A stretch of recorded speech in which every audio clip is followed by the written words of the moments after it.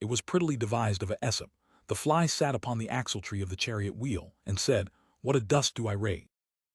So are there some vain persons that whatsoever goeth alone, or moveth upon greater means, if they have never so little hand in it, they think it is they that carry it. They that are glorious must needs be factious, for all bravery stands upon comparison. They must needs be violent, to make good their own vaunts. Neither can they be secret, and therefore not effectual, but according to the French proverb, beaucoup de brute, peu de fruit, much brute, little fruit.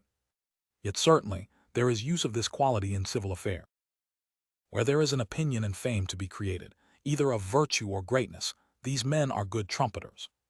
Again, as Titus Livius noteth in the case of Antiochus and the Aetolians, there are sometimes great effects of cross lies, as if a man that negotiates between two princes to draw them to join in a war against the third, doth extol the forces of either of them, above measure, the one to the other, and sometimes he that deals between man and man, raiseth his own credit with both, by pretending greater interest than he hath in either.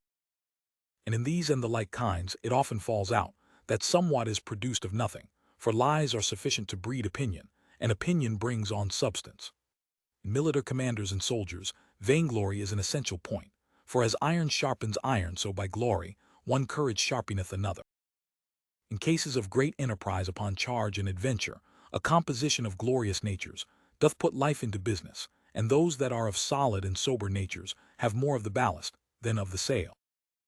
In fame of learning, the flight will be slow without some feathers of ostentation. Quid contemnenda gloria libros scribunt, nomen suum inscribunt. Socrates, Aristotle, Galen were men full of ostentation. Certainly vainglory helpeth to perpetuate a man's memory, and virtue was never so beholding to human nature, as it received his due at the second hand.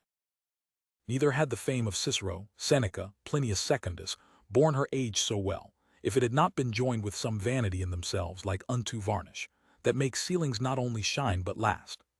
But all this while, when I speak of vainglory, I mean not of that property, that Tacitus doth attribute to Mucianus, omnium qui dixerat fecerat art quadam ostentator, for that proceeds not of vanity but of natural magnanimity and discretion, and in some persons is not only comely but gracious. For excusation sessions, modesty itself well governed, are but arts of ostentation. And amongst those arts there is none better than that which Plinius Secundus speaketh of, which is to be liberal of praise and commendation to others, in that, wherein a man's self hath any perfection. For saith Pliny very wittily, in commending another, you do yourself right, for he that you commend is either superior to you in that you commend, or inferior. If he be inferior, if he be to be commended, you much more; if he be superior, if he be not to be commended, you much less.